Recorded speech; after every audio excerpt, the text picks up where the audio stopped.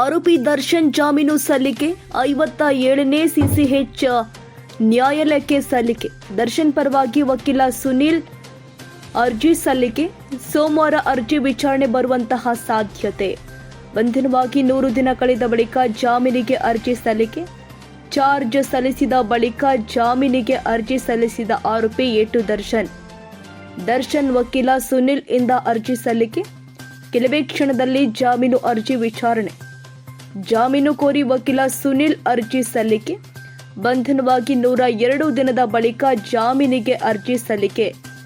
ದರ್ಶನ್ ಜಾಮೀನು ಅರ್ಜಿ ಕಡತ ಬರಬೇಕಾಗಿದೆ. ಕೋರ್ಟ್ಗೆ ಕಡತ ಬಂದ ನಂತರ ಅರ್ಜಿ ಆರಂಭ.